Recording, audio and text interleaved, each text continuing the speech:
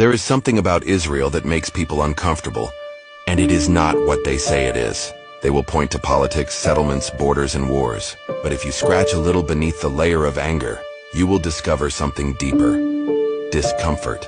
Not with what Israel does, but with what Israel is. Writes the British editor. A country so small shouldn't be so strong. Period. Israel has no oil, no extraordinary natural resources, a population the size of a medium-sized American city. It is surrounded by enemies, hated by the United Nations, attacked by terrorism, condemned by celebrities, boycotted, vilified, attacked, and yet it thrives like there's no tomorrow. In the military, in medicine, in security, in technology, in agriculture, in intelligence, in morality, and in an uncapturable willpower. They turn a desert into a blooming field. They produce water from the air. They intercept missiles in midair. They rescue hostages from under the noses of brutal regimes. They survive wars that were supposed to destroy them, and win. The world sees it and fails to understand. So they do what people do when they encounter power. They don't have the tools to understand.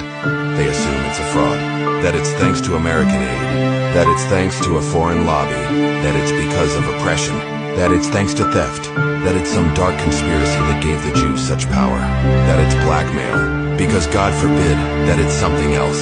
God forbid that it's real. God forbid that they deserve it. Or worse, that it's fate. The Jewish people were supposed to disappear a long, long time ago. This is how the history of persecuted, enslaved, and hated minorities is supposed to end.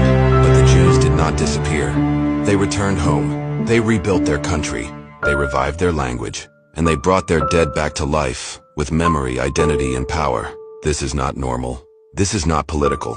This is biblical. There is no secret code that explains how a people returns to their land after 2,000 years. There is no rational path from poison gas to global influence. And there is no historical precedent for someone surviving the Babylonians, the Romans, the Crusaders, the Inquisition, the pogroms, and the Holocaust. And still coming to work on a Sunday in Tel Aviv. Israel is irrational. There is a war, and the Israelis are doing everything to return to it.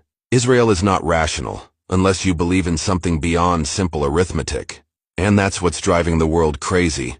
Because if Israel is real, if this ancient, hated, impossible nation is truly chosen, protected and thriving, maybe God is not a legend. Maybe he's still part of the story. Maybe history isn't random. Maybe evil doesn't have the last word. Maybe the Jews are not just a people, but a testimony. And this is what people cannot bear. Because if they admit that Israel's survival is not just impressive, but divine, everything changes. The moral conscience must be readjusted.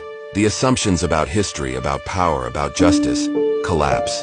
They understand that they do not see the end of an empire here, but the beginning of something eternal.